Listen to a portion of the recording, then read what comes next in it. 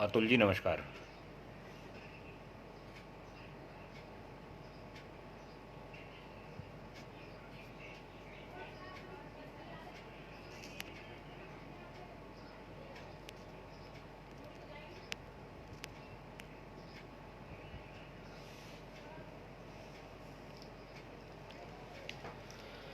जी अतुल जी, बहुत बहुत नमस्कार आपका और आपकी पूरी टीम का।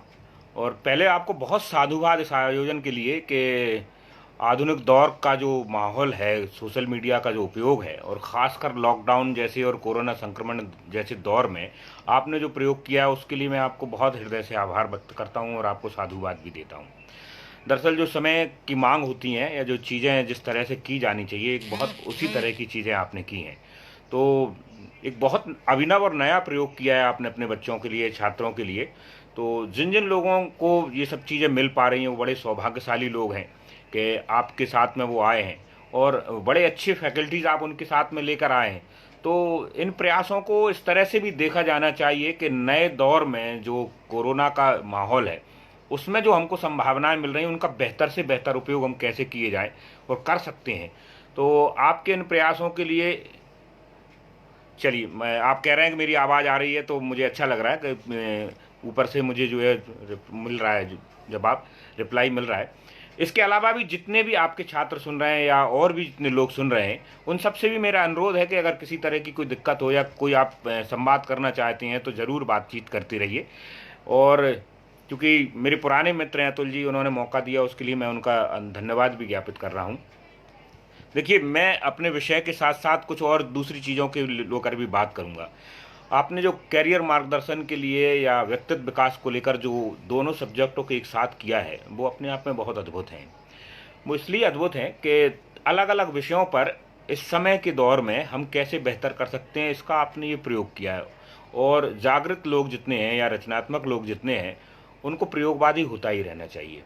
और सोशल मीडिया का आपने जो उपयोग किया है मुझे लगता है कि ये आगे जाकर बड़े आयाम स्थापित करेगा। इसे अगर प्रयोग के तौर पर देख रहे हैं तो ये बहुत कुशल प्रयोग है और मुझे ये पूरी उम्मीद है कि एक वैश्विक मंच के तौर पर आप इसको आगे बढ़ाएंगे। और जब जब आपको ज़रूरत पड़ेगी हम आपके साथ में रहेंगे। और मैं जो स्टूडेंट आपके हैं या जो आपके लोग हैं उनके बीच में बड़ी विनम्रता से अपना एक निवेदन ये प्रस्तुत कर रहा हूँ कि जो आपने जानकारी लोगों को दी है या जो चीज़ें बताई हैं उसमें आपने मेरा नाम दिया है, उसमें मैं अकेला गैर शिक्षकीय पेशे से आने वाला व्यक्ति हूँ। जितने लोग हैं वो बहुत विद्वान लोग हैं, कॉलेज में प्रोफेसर्स हैं या बहुत बड़ी पोस्ट पे हैं, वो चयनित होकर बच्चों के बीच में आए हैं। मगर इसके बाद भी आपने उसमें मुझे रखा है, ये मेरे लिए बड़ी उपलब्धियों में से एक है। और इन सब चीज़ों को राहुल भारती जी नमस्कार कर रहे हैं, उनको बहुत बहुत नमस्कार, आप जुड़े उसके लिए।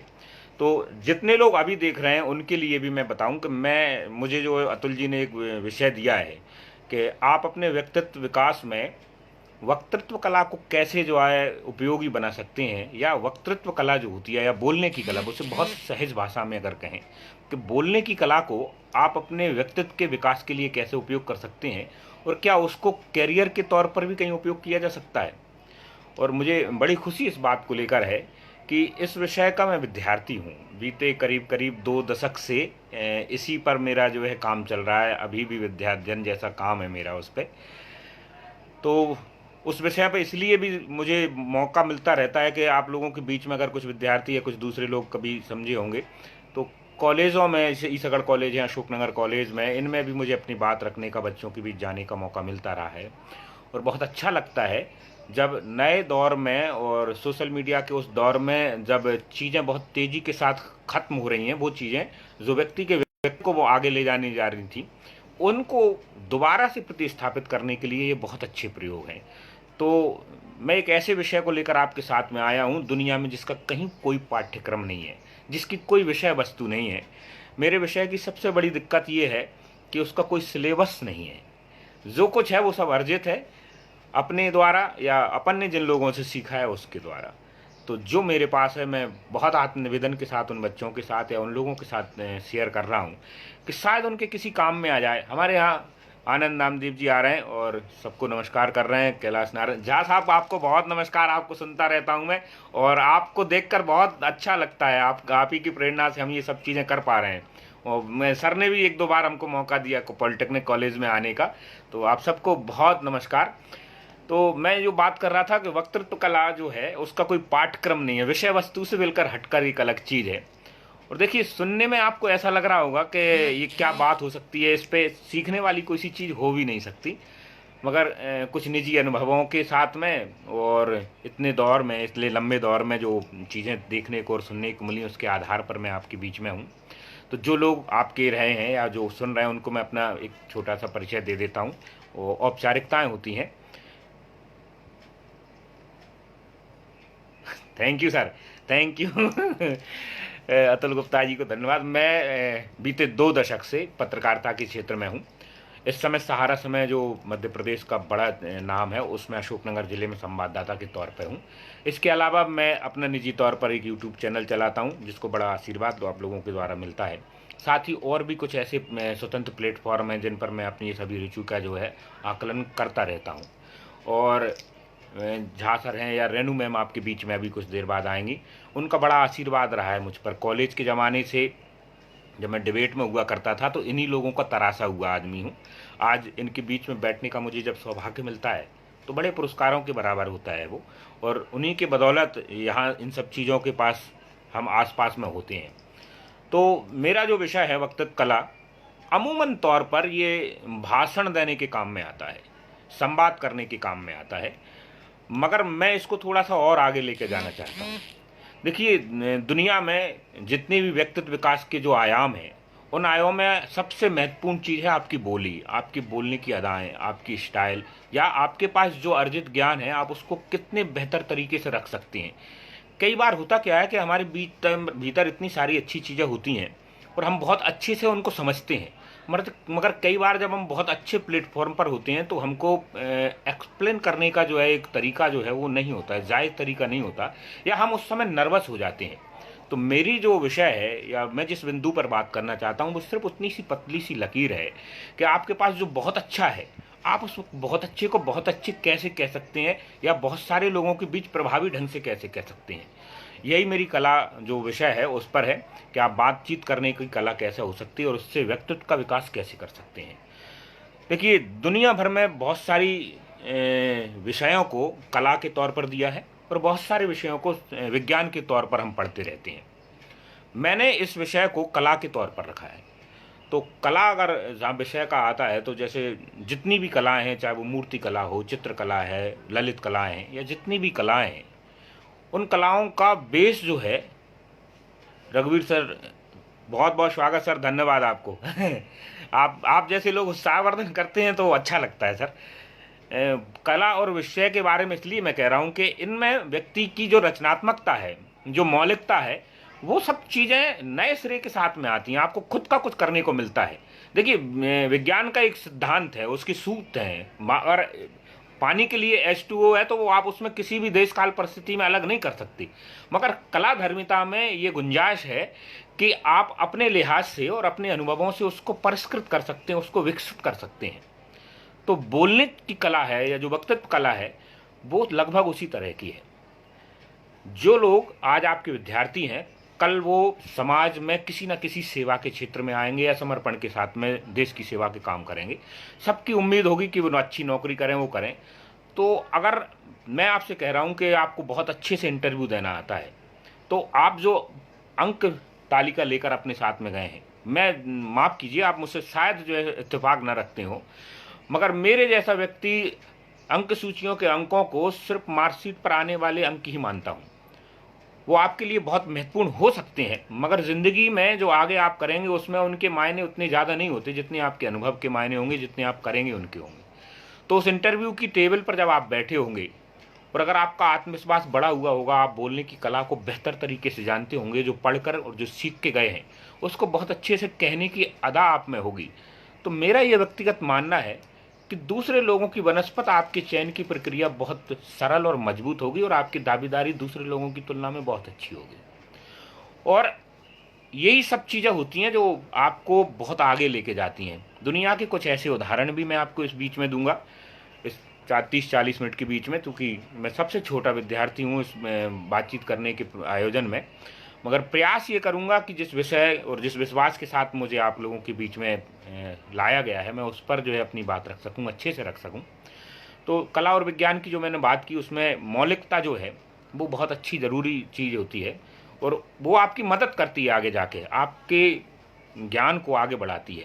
और देखिए एक और चीज़ है कि मैं पहले जब शुरू किया था तब मैंने आपके बारे में कहा था, सभी लोगों के बारे में कहा था कि दुनिया भर की जितनी विधाएं हैं जो ज्ञान के तौर पर हासिल हुई हैं, उनका एक नैसर्गिक स्वरूप ये है हस्तांतरण का। एक छोटा सा उदाहरण बताता हूँ कि ऋषि मुनि की जो परंपराएं हैं हमारी वेदांत की या वैश्विक संस्कृति की, वो ज्ञान के हस्तांतरण की है। और उसी ज्ञान के हस्तांतरण के बाद हम एक समय में जाके विश्व गुरु बने थे, क्योंकि ये प्रक्रिया कोई हजारों सदियों की रही है, तब जाके हम आयुर्वेद, शास्त्र, मीमांसाएं और इन सब चीज़ों के बाद में ये सब चीज़ वो इसलिए हो पाए थे कि हमारे ऋषि मुनियों ने जो ज्ञान अर्जित किया उसे परंपरागत शिष्यों के माध्यम से या वंश परंपरा के माध्यम से या पदवियों के माध्यम से आगे बढ़ाते रहे। तो कई जगह आप देखिए जितने भी प्रवचनकार हैं या भागवतकार हैं या दूसरे ऐसे लोग जिनके मंच से वाबस्ता रहे, वो पीढ़ी दर पीढ़ी बहुत अच्छे से अपनी बात करना जानते हैं। वो इसलिए जानते रहे क्योंकि उनको जो चीज़ें मिली हैं विरासत में मिली हों और उसको उन्होंने अर्जित करके और आगे बढ़ाया रहा, तो उनको कहने में बहुत सहूलियत रही अपनी बात बताने में। आप में से बहुत सारे लोग जो सुन रहे हैं, अगर सुनेंगे याद में, उनमें से मैं 2 सवाल भी आपसे पूछूं, चूंकि संवाद की प्रक्रिया नहीं हो पा रही क्लास जैसी, पर इसके बाद भी आप अपने आप से एक सवाल कीजिए। एक बहुत पतली सी लकीर आपके बीच में खींचने की कोशिश कर रहा हूं मैं। समझिए कि आप किसी बड़े से हॉल में बैठे हैं जिसमें एक मंच सजा हुआ है, 2-3 वक्ता हैं, नमस्कार सर, करण बौद्ध हैं, और वहाँ पर एक संवाद की प्रक्रिया चल रही है, एक वर्कशॉप चल रही है जिसमें बहुत सारे लोग बोल रहे हैं। एक सामान्य श्रोता की तरह अगर आप सोचिए तो आप कई बार बीच बीच में आपके दिमाग में ये आता है कि ये चीज़ मैं भी जानता हूँ, ये चीज़ मैं भी बोल सकता हूँ। और जो सामने वाला वहाँ मंच पर बोलता है, कई बार आपको लगता है कि नहीं नहीं ये सब चीज़ें होती हैं, मैं जानता हूँ, मुझे बताना चाहिए, मैं बता सकता हूँ। जैसे ही आपके पास ये सवाल आता है और आपको वहाँ पर पहुँचने का जब मौका मिलता है तो एक पतली लकीर आ जाती है कि आप श्रोता ही बने रहते हो और वक्ता नहीं बन पाते। और मेरा विषय ये प्रयास करता है कि उस पतली सी लकीर के फासले को हटाया जाए और आपको श्रोता से मंच पर पहुंचाया जाए। ये मैं वक्तव्य कला के बहुत विशद विद्या की बात कर रहा हूँ मैं, वो पूरा जो है, क्योंकि उसका अंतिम भाषण है, संभाषण अंतिम है, उसकी पहले बहुत सारी चीज़ें जिसमें एक इंटरव्यू मैंने आपको बता दिया है, तो वो सब चीज़ें हैं। तो वो लकीर कैसे ख़त्म की जा सकती है और एक अच्छे वक्ता आप कैसे बोल सकते हैं। अच्छे वक्ता बनने का मतलब ये नहीं है कि आप जाके मंच पे 1 घंटे बोलते रहें। अच्छा वक्ता वो है जिसे लोग सुनते रहें, चाहे वो अध्यापक के तौर पर हो, चाहे एक भागवत प्रवचनकार के तौर पर हो, चाहे एक कवि के तौर पर हो, एक वकील के तौर पर हो, उसकी 10 से ज़्यादा विधाएं हैं, वो सब चीज़ें। धन्यवाद दिलीप सिंह जी, आपको भी। तो जो लोग आते जा रहे हैं, जो सुन रहे हैं, उन सबको भी बहुत नमस्कार कर रहा हूं मैं। और मेरा विषय जो लोग नए जोड़ रहे हैं उनको फिर बता देता हूं कि मैं बात कर रहा हूं आज वक्तृत्व कला के विषय पर, बातचीत करने के तौर तरीके पर। आप बेहतर से बेहतर अपने संवाद और संप्रेषण की कला को कैसे विकसित कर सकें, अपने व्यक्तित्व में उसको बहुत अच्छे से कैसे जोड़ सकते हैं, उन सब चीज़ों को लेकर आपके बीच में हूँ। भी हमारे साथ जुड़ते चले जा रहे हैं, राहुल भारती जी भी आ गए हैं। तो मैं मंच के आसपास में था और मंच से दूर होने के बाद और भी बहुत सारी चीज़ें हैं। तो वो लकीर आपने आज समझ ली हुई, या आप समझ भी सकते हैं क्योंकि आप में से बहुत सारे लोग उस चीज़ से गुजरे होंगे। कई लोग ऐसे होंगे जो मंच के विद्यार्थी हों, मंच पर बातचीत कर रहे हों।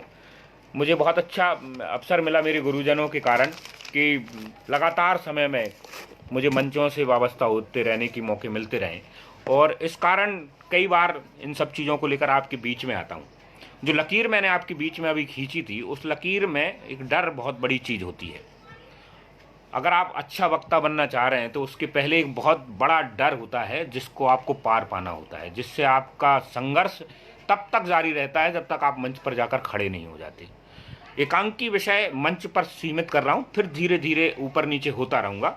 और मुझे बहुत अच्छा ये भी लगेगा कि इस विषय से संबंधित अगर आपके कोई प्रश्न हो तो आप कमेंट बॉक्स में ज़रूर कहिए। नमस्ते नमस्ते, योगिता मैडम जो है आ गई हैं, हमारी बहन भी हैं, भाभी भी हैं, और बहुत सम्मानीय हैं, और मैं बड़ी इज्जत करता हूँ इनकी। जो है कॉलेज में मिलता रहता हूँ जब कभी भी जाना होता है, बहुत अच्छा काम करती हैं अपनी जगह पे। तो वो सब चीज़ें हैं, वो जो फासले हैं, जो कमजोरियां हैं, उन कमजोरियों को ख़त्म की जा सकती हैं। और कैसे की जा सकती हैं, ये बहुत छोटी सी लकीर जो है वो मैं आपको बता रहा हूँ। पर उसके पहले मैं कुछ चीज़ें आपको इसलिए बताना चाह रहा हूँ कि कुछ उदाहरणों के साथ में अगर हम आपको सामने पेश करें या जो चीज़ें हैं उनके बारे में ज़्यादा बात करें तो आपको सीखने में थोड़ी सी सहूलियत लगती है, मुझे ये लगता है। देखिए, मैं कुछ नाम आपके सामने रखना चाह रहा हूँ और जैसे जैसे मैं आपके सामने नाम रखूंगा तो अगर आप सुन रहे हैं तो कंटिन्यू अगर सुनने का प्रयास कर रहे हैं तो आप मेरे विषय के साथ संपर्क में आ जाएंगे, उसके संबद्ध में आ जाएंगे। मैं अटल बिहारी वाजपेयी का नाम ले रहा हूँ बिना भूमिका के साथ में। बोलने की कला का एक अप्रतिम योद्धा था। अब आप, मैं कह रहा हूं तो आप उस पूरे फ्लैशबैक में चले गए होंगे और आप समझ गए होंगे कि वो किस वजह से हिंदुस्तान की राजनीति के सबसे बड़े सिरमौर बने, क्योंकि उन्हें बोलना बहुत अच्छा आता था। अटल बिहारी वाजपेयी एक ऐसे व्यक्ति थे, जब वो सदन में बोलते थे तो उनके अतिरिक्त 443 से 543 सदस्य पिन ड्रॉप साइलेंट सुनते थे। दुनिया उनको बहुत अच्छे वक्ता के तौर पर जानती है, मगर उनकी एक बहुत बड़ी कमी थी बोलने की। और देखिए, ऐसे ही लोग महान होते हैं कि अपनी कमी को जो मजबूती बना लेते हैं वो आगे जाके कुछ करते हैं। देखिए, आप सब ने, जिन जिन लोगों ने अटल बिहारी जी को सुना होगा, वो यूं करके एक बार लंबा पॉज लेते थे, बोलते बोलते लंबा पॉज लेते थे। जितने मंच के विद्यार्थी हैं वो जानते हैं कि मंच पर ये सहमति या अनुमति किसी को नहीं होती कि आप बीच में पॉज लें, रुकें। मगर अटल बिहारी वाजपेयी एक ऐसा व्यक्ति था कि वो कई कई बार एक एक 1.5 मिनट तक लंबे चले जाते थे। दूसरा कोई व्यक्ति होता तो इतनी देर दर्शक श्रोता उनको सुनते नहीं, मगर उनको इसलिए सुनते थे क्योंकि आदमी ये सोचता रहता था कि नहीं, पता नहीं वाजपेयी साहब क्या बोलने वाले हैं, इसके बाद में क्या सोच रहे हैं। तो ये सब चीज़ें उन्होंने तय की थी। वर्तमान दौर में मैं एक व्यक्ति का नाम लेने वाला हूँ और मुझे नहीं लगता कि अगर जितने लोग वो सुन रहे हैं उनमें से कोई भी उससे जो है अस्वीकारता जाहिर कर दे, असहमति। मैं कुमार विश्वास का नाम लेना चाह रहा हूँ। कुमार विश्वास जब लोगों से संपर्क करता है, संवाद करता है, चाहे वो एकांकी हो या द्विपक्षीय हो या कवि सम्मेलन के तौर पर हो, आप उसे छोड़ कर नहीं जा सकते। नमस्ते नमस्ते, प्रीति यादव जी हैं, कॉलेज में पढ़ाने का इनको सौभाग्य मिला रहा है, कई बार इनके साथ मंच शेयर करने का मुझे मौका मिला है। बहुत धन्यवाद आपका। नमस्कार आपको भी। हमारी छोटी बहन की तरह है, हमारे मित्र की पत्नी है, तो बहुत पूजनीय है हमारे लिए दोनों। कुमार विश्वास के बारे में बात करा तो कुमार विश्वास नए दौर में बड़ा कवि क्यों बना? वो इसलिए बना कि उसे अच्छा बोलना तो आता ही था, उस पर उसने सिद्धहस्त हासिल की। उसके साथ उसकी जो तार्किकता है वो किसी के पास में नहीं है। अगर वो भारत पाकिस्तान के विषय पर बात करता है तो उसके पास 4-6 कविताएं होती हैं, आंकड़ों के साथ में होती हैं। अगर वो भारतीय साहित्य की बात करता है तो उसकी साहित्य में दिनकर होते हैं, उसके महाप्राण निराला होते हैं, दूसरे और लोग होते हैं। हाल ही में एक कविता उनकी आई है कि हम कबीर के वंशज हैं, कब तक चुप रहते। उस दौर में जब तात्कालिकता इतनी गंभीर है तब वो इस तरह की चीज़ें लिखता है तो वो बहुत अच्छा वक्ता बनता है। और जब बहुत अच्छे वक्ता बनते हैं तो आप उनको बहुत सारे लोग सुनते हैं। तो ये वो लोग थे जिन्हें आज के दौर में हमने आज में या तो सुन रहे हैं या सुन चुके हैं। क्योंकि उस विषय पर ये सब चीज़ें इसलिए बता रहा हूँ, मैंने पहले भी कहा था कि इन चीज़ों को इसलिए बताया जा रहा है कि मेरे विषय पर ये आपको प्रभावी करेंगे और उसको समझने का आपको जो है मौका देंगे।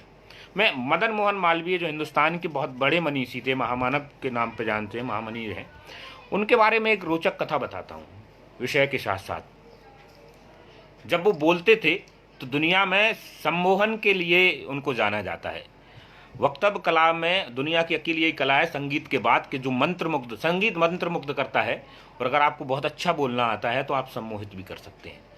और ज्ञात इतिहास में ये कहा जाता है कि पंडित मदन मोहन मालवीय के पास ये विद्या थी। वो जब बोलते थे तो वो जो बोलते थे लोग उसे अंगीकार कर लेते थे, उसे स्वीकार कर लेते थे। एस.एन. सक्सेना एक रिटायर्ड प्रोफेसर हैं अशोकनगर के, मौलिक बुद्धिजीवी उन्हें जो मैं कहता हूँ, मेरी तरफ से उनकी जो राय है। उन्होंने एक प्रसंग सुनाया कि उनके कोई परिचित थे, उनके कोई रिश्तेदार थे, जब किसी शहर में मदन मोहन मालवीय जी भाषण देने के लिए आए। अर्चना मैम प्रणाम, चरण स्पर्श, बहुत बहुत आशीर्वाद दीजिए मुझे। जब वो वहाँ पर आए तो उनके 18 साल के एक बच्चे को पुलिसकर्मी बाप ने अंदर बंद कर दिया और कहा कि जब तक पंडित जी इस शहर में रहेंगे, भाषण देंगे, तुम उनको सुनने नहीं जाओगे। दिन भर वो बंद रहे। इसके बाद रात में जब पंडित जी वहाँ से चले जाते हैं, उनको खोला जाता है। तो किसी ने पूछा कि आपने अपने बच्चे को रोक क्यों दिया? तो उन्होंने कहा कि ये पंडित मदन मोहन मालवीय का बहुत बड़ा प्रशंसक है और अगर आज इसको छोड़ देता, उसको सुनने चले जाता, तो ये घर से निकल के उनके साथ चला जाता। तो इतना बड़ा चुमकित उनके पास में था, इतना बड़ा सम्मोहन था। क्योंकि वो बहुत अच्छा बोलते थे। उस बोलने के लिए उनको अध्ययन करना था। अध्ययन के विषय पर मैं बाद में जाऊंगा, उसकी वो अवयव जो आपको बहुत अच्छा वक्ता बना सकते हैं उसके विषय हैं। मैं कुछ नाम अकेले आपको बता रहा हूँ। एक और ऐसा नाम जिसने दुनिया भर में बोलने से खलबली मचाई थी। धन्यवाद सर, धन्यवाद धन्यवाद, बहुत बहुत धन्यवाद दिलीप जी, डॉक्टर साहब। और वो इसलिए कि उस नाम को जब तक वो जिंदा रहे बहुत सारे लोग स्वीकार नहीं कर पाए उस जो लोग स्वीकार नहीं कर पाए, आज उसी परंपरा के लोग उनका नाम लिए बगैर उनके बातें बोलते हैं। मैं बात कर रहा हूँ आचार्य रजनीश की। ओशो का जो बोलना था वो बड़ा बड़ा नहीं, सिर्फ और सिर्फ तार्किक था। दुनिया भर में आज भी उस व्यक्ति की कोई तोड़ नहीं है व्याख्यान के तौर पर जो उन्होंने बोला है। और जितने कुठाराघात के साथ अपने दौर में वो बोल के गए हैं, किसी दूसरे आदमी की हिम्मत नहीं थी। और वो जो बोलते रहते थे उसके तमाम सारे धर्म के लोग विरोध करते थे, तमाम सारे विचारधाराओं के लोग विरोध करते थे। और मैंने कई बड़े बड़े संत महात्माओं को अब ऐसी चीज़ कहते और बोलते सुना है जो आचार्य रजनीश कहते थे। दुर्भाग्य देखिए कि बापू जैसे लोग जो हैं हमारे कथावाचक हैं, बापू आज भी जो है ईमानदारी से ओशो का नाम लेते थे जब प्रवचन करते हैं, मगर बहुत सारे संत हैं जो आज भी उनका नाम लेने से डरते हैं। खैर वो अलग विषय है। मैं सिर्फ उस उदाहरण के तौर पर ये बोल रहा हूँ कि ये वो लोग थे जिन्होंने वक्तृत्व कला को या भाषण देने की कला को जागृत कर लिया था और उस पर जो है सिद्धता हासिल कर ली थी, और वो बड़े व्यक्तित्व बने थे। मेरा विषय यहीं और इसी के आसपास है कि अगर आप अच्छा बोलना जानते हैं तो समाज आपकी तरफ होता है, आपकी तरफ देखता है, आपकी और उनकी बहुत सारी निगाहें होती हैं। और जब ये सब चीज़ें होती हैं और आप केंद्र के विषय होते हैं, आपकी तरफ बहुत सारे लोग निगाहों से देख रहे होंगे, उम्मीदों के साथ देख रहे हैं, तब आपकी जवाबदेही बढ़ जाती है। तो अगर आप बहुत अच्छे क्रिकेटर हैं तो आपको बोलने की ज़रूरत नहीं है, आप समाज के लिए आदर्श भी हो सकते हैं, अच्छे राजनेता आदर्श हो सकते हैं। मगर मंच के अच्छे लोग जितने भी हैं वो समाज को वास्तविक दिशा देते हैं। और जितने भी विद्यार्थियों को आज संकट है उस तरह की चीज़ों को लेकर कि वो तय नहीं कर पा रहे कि क्या करना चाहिए क्या नहीं करना चाहिए, और अपनी चीज़ों को बेहतर तरीके से हम कैसे कह सकते हैं, उन लोगों के लिए मेरा निवेदन जो है शायद काम में आ सकता है। कुछ और चीज़ों पर भी हम विमर्श कभी कर सकते हैं। अगर आपको हिचक है, आपके बीच में किसी भी तरह की लिहाज है, किसी तरह की शर्म है, किसी तरह का डर है, या किसी तरह की ऐसी कुचेष्टा है जिसके कारण आप खुद को या आत्म को आगे नहीं ले जा पा रहे, लोगों के सामने नहीं रख पा रहे, तो उसके लिए ये विषय बहुत अच्छा है। अर्चना मैम को नमस्ते। और प्रीति दीदी आप तो कमाल कर रही हैं। चलिए,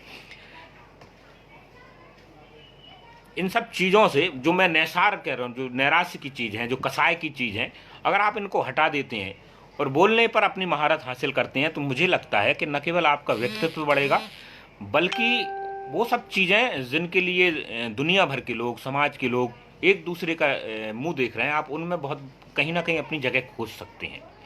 देखिए, इसके जो अवयव मैं आपको बता रहा था या जो उसके घटक हो सकते हैं वो कौन कौन से हो सकते हैं। अगर मेरी आवाज़ सर अतुल जी आप हो या आप में से कोई गड़बड़ हो तो आप ज़रूर मुझे बता दीजिए, उसके बारे में भी थोड़ी सी चर्चा कर लेता हूँ। मेरे पास अभी 20-15 मिनट और हैं। कि संप्रेषण जो है इसका एक छोटा सा स्वरूप है, संवाद है, परिचर्चा है, प्रवचन या उपदेश भी इसी विषय के साथ में आते हैं। नाटक पर करने वाला अभिनय या रंगमंच पर आने वाली चीज़ें भी इसी विषय के अंतर्गत आती हैं। भाषण देने वाले सभी तरह के लोग मेरी इसी विधा के विद्यार्थी माने जा सकते हैं। इसके अलावा जो शिक्षक हैं उन्हें अच्छा वक्ता होना चाहिए, मेरा ये मानना है। और उन लोगों को तो कम से कम अच्छी तरह से अपनी बात लोगों के बीच में पेश करने के लिए इस कला पर जो है काम करना चाहिए, इस विषय पर जो है मेहनत करनी चाहिए। वकील जितना अच्छा होगा उसको लोग उतने अच्छे से सुनेंगे, उसकी बात उसी तरह से की जा सकती है। आजकल एक नया व्यवसाय शुरू हो गया है, यूट्यूब, फेसबुक और तमाम सारी जगह अगर आप देखेंगे तो मोटिवेशनल स्पीकर जितने आ रहे हैं वो सब इसी का किया करा खा रहे हैं। तो कुछ लोगों को जो अच्छा बोलना आता है वो उसको पेशा भी बना लेते हैं, उनमें से एक मैं भी हूँ। कॉलेज में अर्चना मैम ने जो है कई बार तारीफ़ की, रेनू मैम ने, तिवारी सर ने, बहुत सारे लोगों ने कहा अच्छा बोलता है, तो इनकी तारीफ़ों से और मेहनत से आगे बढ़ते चले गए। कभी कभार 1-2 बार ग्वालियर तक पहुंचा दिया इन लोगों ने, बताते रहे ये बोल दे ये कर ले। उसका परिणाम ये हुआ कि जब कॉलेज छोड़कर हम समाज में आए तो हमारी वो जो चीज़ें थी वो खुलकर आने लगी, और वो धीरे धीरे करके जो है नमस्ते अच्छी आ रही है, तो आपके लिए धन्यवाद। और हमने ये प्रयास किया कि लोग सुनना चाह रहे हैं, लोग बात करना चाह रहे हैं। आजकल जब मैं फेसबुक पर आता हूँ नई नई चीज़ों को लेकर, कोरोना जैसे संकट के दौर में लोग आते हैं तो बड़े पसंद करते हैं, लोग विश्वास करते हैं कि हम जो कह रहे हैं वो कम से कम अच्छी होंगी। तो ये सब चीज़ें तब होती हैं जब आप निरंतर उसमें जुड़े रहते हैं, उस पर काम करते रहते हैं। तो बहुत सारे लोगों में, जब मैं कॉलेज में था तो एक बच्चों ने मुझे एक सवाल किया था, उस सवाल को मैं यहाँ रखना असली में जारी कर रहा हूँ। सवाल बहुत अच्छा था, और बाल मनोभाव से थोड़ा सा ऊपर उठकर जो किशोरों की जो चीज़ें हैं उन्हीं के बारे में बात की जा सकती है। कि उन्होंने कहा कि सर, बोलने को लेकर बड़ा डर है अंदर।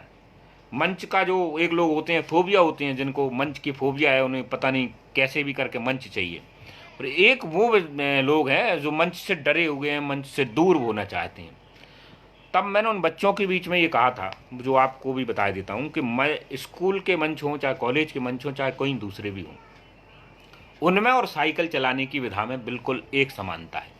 और मैं जब भी उदाहरण देता हूँ तो इतने छोटी सी चीज़ों के साथ देता हूँ कि सबको सहज हो, क्योंकि मुझे नहीं लगता कि मुझे जितने लोग समझ रहे हैं, सुन रहे हैं, उनमें से कोई ये कह दे कि साइकिल हमने नहीं चलाई। तो जब साइकिल सबने चलाई है, तो मैं बहुत नीचे आकर बात कर रहा हूँ, तो मेरी बात बेहतर तरीके से आप समझ सकते हैं। देखिए, साइकिल पहली बार में कोई नहीं सीख सकता। आप पहले पैडल से शुरुआत करेंगे, उसको घुमाना या ढड़काना शुरू करेंगे। इसके बाद फिर आप कैंची पे आएंगे, कैंची के बाद आप सीट पर पहुंचते पहुंचते कई बार गिर चुके होंगे। मुझे नहीं लगता कि कोई ऐसा व्यक्ति ये कह सकता है कि मैं सीधा साइकिल पे बैठा और पहली बार में चला दी। एक प्रक्रिया है, उस प्रक्रिया से हर शिक्षार्थी को, हर सीखने वाले को ऐसे ही गुजरना पड़ता है। और एक बार जो आप साइकिल चलाना सीख गए, तो दावा ये है कि रिसर्च ये है मनोविज्ञान का, कि दुनिया में आप स्विमिंग और साइकिल दो एक बार सीखने के बाद कभी नहीं भूल सकते। लगभग लगभग यही की यही स्थिति जो है बोलने की कला से है। आपका डर तब तक का है जब तक आप साइकिल पर नहीं बैठे, जब तक आप मंच पर नहीं पहुंचे, एक दो बार गिरे नहीं है, एक दो बार लड़खड़ाए नहीं है, भूले नहीं है, तब तक आप मंच पर सिद्धस्त नहीं हो सकते। और अगर वहां नहीं पहुंच पा रहे, बोलने की कला विकसित नहीं हो पा रही, तो आप अंतर्मुख में बहुत अच्छे हो सकते हैं। देखिए, आत्म केंद्रित होना बहुत अच्छी बात है। आप ज्ञान का अर्जन कीजिए, सिद्धियां कीजिए, तपस्याएं कीजिए, मगर ये एकांकी हैं। आप तब पूर्ण हो सकते हैं जब आप बहुआयामी हो, आप समाज के लिए कुछ कर पाए। हमारे यहाँ मोक्ष की दो विधाएं हैं, और दूसरी विधा बहुत महत्वपूर्ण मानी है। जो हजारों वर्ष की तपस्या है, उस तपस्या से ईश्वर को प्राप्त करना अच्छा नहीं माना। अच्छा माना है समाज को दिशा देकर आप पुण्य कर्मों के साथ मोक्ष प्राप्त करते हैं, उसको अच्छा माना है। तो उसके लिए आपको बाहर होना पड़ेगा। आपकी जो अर्जित कलाएं हैं, आपका जो आत्मबोध है, उसको आपको दूसरों को बताना पड़ेगा, ताकि दूसरे लोग भी उससे प्रभावित हो सकें, उससे पुण्य कमा सकें। लगभग लगभग इसी तरह की ये है। जब आप खुद ये सब चीज़ें हासिल करेंगे तो और लोगों को भी जो है सब चीज़ों को दे सकते हैं। साथ ही मैंने जो शुरुआत की थी, बहुत केंद्र बिंदु पर आता हूँ। व्यक्तित्व विकास एवं कैरियर मार्गदर्शन का जो हमारा विषय है, उसमें जो पिछले 15-20 मिनट में मैंने जो बातें कही, उस निवेदन में ये चीज़ सामने आई है कि अगर आप सिर्फ नौकरी पाने के लिए ही काम कर रहे हैं, लगातार मेहनत कर रहे हैं, दिन रात पढ़ाई कर रहे हैं और दूसरी चीज़ों को देख रहे हैं, तो आप उन सबको प्रेजेंट करने के तरीके पर काम नहीं कर रहे हैं। मैंने कहा था कि इसका कोई पाठ्यक्रम नहीं है, इसलिए बच्चों को पढ़ाया नहीं जा रहा। और भारत जैसे बड़े देश में जहाँ विविधताएं बहुत हैं, वहाँ एक दुर्भाग्य ये भी है कि वो सब चीज़ें हाशिए पर जाती रहीं जो बच्चों के जन्म से या स्कूल से ही उनमें डाली जा रही थी। उसमें ये वक्तव्य कला भी है। मैं कुछ देशों का जब इस विषय पर बात कर रहा था, तो कुछ देशों के हिसाब किताब को पढ़ रहा था, तो वहाँ कुछ देश ऐसे मिले जिसमें पढ़ाई के एक स्तर पर जाकर जो है अभिरुचियाँ तय की जाती हैं बच्चों की, और उन अभिरुचियों के आधार पर उनको उसी तरह की तालीम दी जाती है, उसी तरह की शिक्षा दी जाती है। तो कुछ देशों में वक्तृत्व कला को या बोलने की कला को विषय वस्तु के तौर पर पढ़ाया जाता है। बच्चों को बहुत अच्छे जो टीचर बनाना होता है, बहुत अच्छे वकील बनाना होता है, जो नेतागिरी में जाते हैं, उनको प्रारंभिक तौर पर इसको पाठ्यक्रम के तौर पर या कुछ जो है बिंदुओं के आधार पर इसकी जो है शिक्षा दी जाती है। दुर्भाग्यजनक तरीके से हिंदुस्तान में इसकी ज़रूरत नहीं समझी गई, और इसी का कारण ये रहा कि बहुत सारे लोग ऐसे पेशे में आ गए जिनका प्रोनाउंसिएशन बहुत अच्छा नहीं है, जिन्हें बोलने की कला नहीं आती, जिन पर शब्द को उसका अभाव है। देखिए मैंने बोला और लिख भी दिया प्रीति जी ने। तो ये सब चीज़ें इसलिए है कि ये इसके बहुआयामी घटक हैं। आपको पढ़ना पड़ेगा, निरंतर अभ्यास करना पड़ेगा, आपको अपने संबोधन पर, अपने उच्चारण पर काम करना पड़ेगा, आपको निरंतरता बनाए रखनी पड़ेगी। जो चीज़ें आपने सीखी हैं उन पर काम करना पड़ेगा, रियाज करना पड़ेगा, तब जाकर आप इन सब चीज़ों को जब देंगे। देखिए मेरा ये विषय नहीं है कि मैं कॉलेज का प्रोफेसर नहीं हूँ, और ना मेरी ये ड्यूटी है कि मैं बच्चों के बीच में जाऊँ, मगर मुझे इस विषय पर बोलने का मौका इस वजह से दिया गया, या मैं इस वजह से आपके बीच में आ सका क्योंकि मुझे उस विषय पर काम करने का अनुभव रहा, इस विषय पर मुझे काम करने का मौका मिला। और मैं भी उसी तरह का विद्यार्थी हूँ। आपका फिजिक्स, केमिस्ट्री, हिस्ट्री, हिंदी, कोई भी विषय हो सकती है, मेरा वक्तव्य कला का विषय है, उसका विद्यार्थी हूँ। आप अगली साल दूसरी क्लास में चले जाएंगे, मैं पिछले 10-12 साल से इसी क्लास में हूँ। मेरा सिलेबस इतना बड़ा है कि मेरी कक्षाएं बढ़ नहीं पा रही, पर मैं संतुष्ट हूँ कि सीखने की प्रक्रिया मेरी निरंतर जारी है, और मैं आजीवन इस कक्षा में इसका विद्यार्थी बना रहना चाहता हूँ। मैं जाने से पहले विवेकानंद का नाम आपके पास लेके जाऊंगा, क्योंकि छोड़ने से पहले ये सब चीज़ें बताएं कि दुनिया में चमत्कारी भाषण देने का अगर किसी ने काम किया था तो विवेकानंद ने किया था। और वो इसलिए किया था कि विवेकानंद बहुत अच्छे वक्ता नहीं थे शुरू में, परमहंस से जब वो मिले थे और उसके बाद वो जागृत हुए, तो विवेकानंद पर मेरा अपना खुद का एक घंटे का जो है बोलने का तय किया है मैंने। कभी आप मुझे मौका देंगे तो मैं विवेकानंद पर आपके बीच में निवेदन करने आऊँगा, मगर विवेकानंद के बारे में सिर्फ इतना ही कहूँगा कि वो अकेले दुनिया के एक ऐसे उदाहरण हैं जिसने वक्तव्य कला पर प्रयोग किया था। पहला प्रयोग उसी को माना जाता था। वो जिस मंच पे थे वहाँ से उन्होंने अपनी कुर्सी पीछे हटाई, सुनने वाले लोग थोड़े से आगे आ गए, थोड़ी सी और हटाई, लोग थोड़े से और आ गए। वो हॉल के बाहर पहुँचे, नवीन भाई नमस्कार। खैर, ये तो आप मेरे मित्र हैं इसलिए ये अद्भुत वाली बात कर रहे हैं कि आप मुझ पर स्नेह करते हैं इसलिए, और ठीक है, मित्र होने के नाते मैं आपको प्रणाम करता हूँ। ये आपका भी धर्म है, मेरा भी धर्म है कि आप जैसे अच्छे लोगों को जो है नमस्कार करता रहूँ। तो धीरे धीरे हुआ कि विवेकानंद उस हॉल के सबसे आखिरी कोने में पहुँच गए और लोग उनके निकलते निकलते कोई 10 फुट से आगे आ गए। एक समय ये हुआ कि वो हॉल से बाहर निकल गए विवेकानंद जी। लोग सुनते रहे, वो जिस विषय पर बोल रहे थे बोलना बंद नहीं किया, उनको सुनते हुए थोड़े से और आगे चले गए। थोड़ी देर बाद हुआ एक, विवेकानंद उस परिसर से बाहर चले गए, लोग उनके पीछे सुनते हुए, विवेकानंद बोलते जा रहे हैं। इसके बाद सड़क पर आ गए, लोग पीछे जा रहे हैं, घूम के गली से दोबारा उसी हॉल में बैठ गए और लोग दोबारा आके उनको सुनते रहे। इस पूरी प्रक्रिया में कमाल की बात यह थी कि विवेकानंद न बोलना बंद हुए और न लोग उनके पीछे जाना बंद हुए। तो जिन लोगों को ये लगता है कि वक्तव्य कला से संभाषण करते हुए सम्मोहन प्राप्त नहीं किया जा सकता या अपनी चीज़ों को बेहतर तरीके से नहीं की जा सकती, वो इस बात को समझ लें कि मैं जो कह रहा हूँ वो प्रामाणिकता के साथ कह रहा हूँ कि अगर आप इस विषय पर काम करते हैं, अच्छा बोलना जानते हैं, तो न केवल नौकरी में बहुत अच्छा कर पाएंगे, नौकरी पाने के लिए प्रयासों में बहुत अच्छा कर पाएंगे, वरन समाज को बहुत अच्छा देने का भी आप प्रयास कर सकते हैं। एक अच्छे नागरिक बन सकते हैं, आपको लोग पसंद कर सकते हैं, और दुनिया भर की जो चीज़ें जो सिखाई जा सकती हैं आपके माध्यम से वो लोगों को पहुँचाई जा सकती हैं। तो विवेकानंद के बारे में ये था।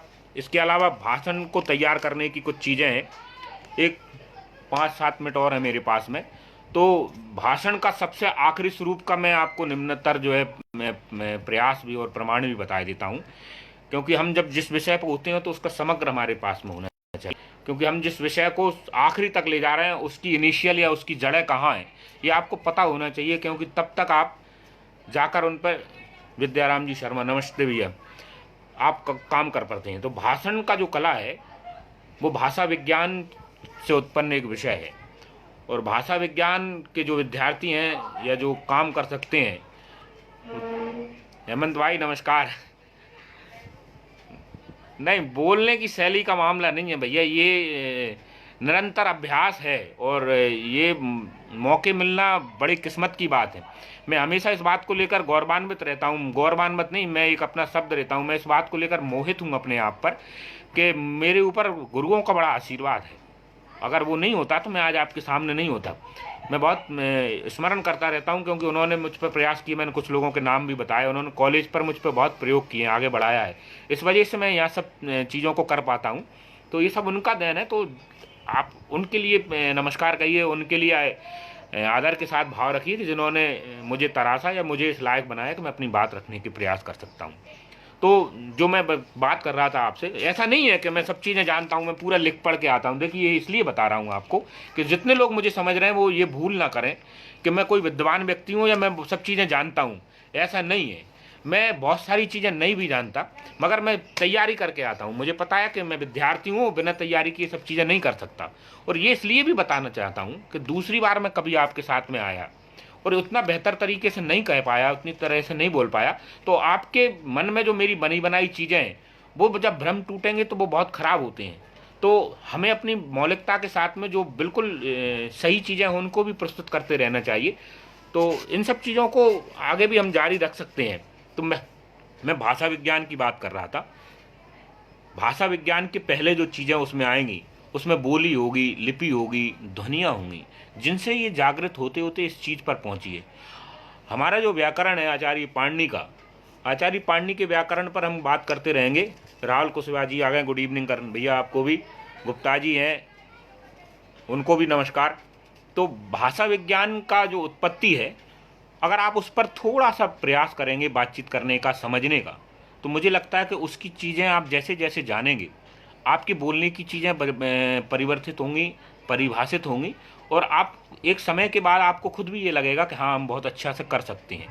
देखिए, अकेले भाषण के बारे में बात नहीं कर रहा मैं, राजनेताओं का एक शब्द इसमें नाम नहीं लिया। अटल बिहारी वाजपेयी मेरे लिए राजनेता नहीं है, क्योंकि 99% मुझे ये लगता है कि जितने राजनेता होते हैं वो बोरियत भरा भाषण देते हैं। वो मुझसे इत्तेफाक नहीं रखते, हो सकता है मेरी इस बात से वो नाराज़ भी हो जाए, मगर मुझे ये लगता है कि मंच पर जिस काम के लिए उनको बुलाया जाता है, एक तो उसमें समय ज़्यादा लेते हैं, और उनको सुनने का कितना लोग जो है पसंद करते हैं या कितना सुन पाते हैं, ये उनने कभी जो है आत्मबोध नहीं किया।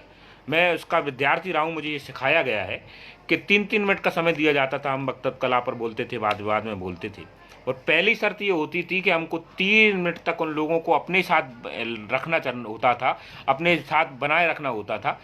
कई बार ऐसा हुआ है, हमने अपने जीवन में ये किया है कि जब हमको लगा कि हम इस पर नहीं बोल पा रहे, हमने वहीं ख़त्म किया है, मगर हमने कभी भी सदन को या श्रोताओं को बोर नहीं किया।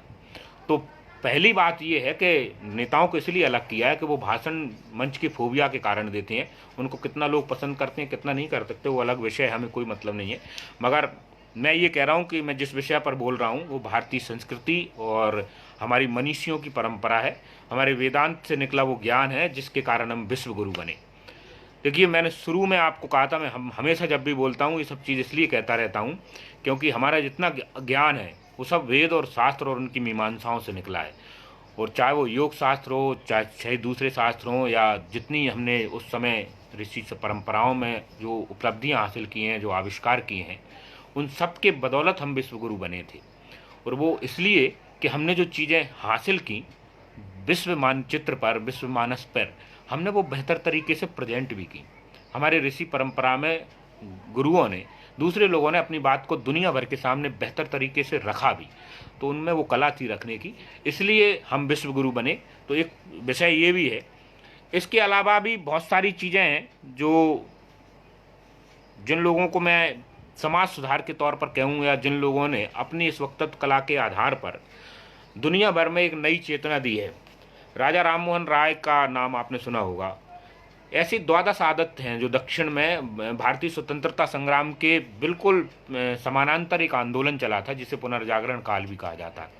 उस काल में जितने भी लोग रहे, चाहे वो संत तुकोराम रहे हों, या तुकोजी महाराज रहे हों, राजा राममोहन राय हों, विद्यासागर, ईश्वरचंद्र विद्यासागर जी हों, विनोबा भावे हों, और भी बहुत सारे लोग थे जो भारतीय क्रूतियों के साथ, अंधविश्वासों के साथ लड़ाई कर रहे थे, और एक विंग थी जो आज़ादी के लिए लड़ाई कर रही थी। किस्मत की बात है कि इन दोनों में कुछ बौद्धिक लोग और कुछ सामाजिक लोग मिलकर प्रयास कर रहे थे, और वो सब लोग इसलिए सफल हो पाए क्योंकि उनमें अपनी बात कहने का तरीका बहुत अच्छे से आया था।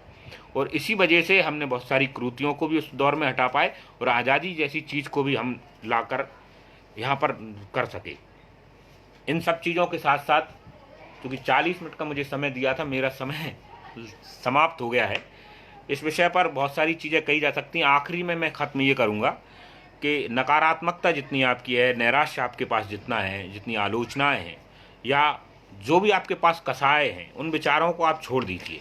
और उन विचारों को छोड़ने के बाद जब आप बोलने के लिए जाएंगे अपने आप में आत्मविश्वास रखिए और ये दिमाग में बनाए रखिए कि आप बेहतर करने जा रहे हैं। आपने जो अर्जित किया है आपके दिमाग में जो है आप वो सब बोल पाएंगे, क्योंकि हमारे साथ सबसे बड़ी दिक्कत ये होती है, चाहे इंटरव्यू में हो चाहे मंच पर हो, कि हमारे पास जो होता है हम वो ही नहीं बोल पाते।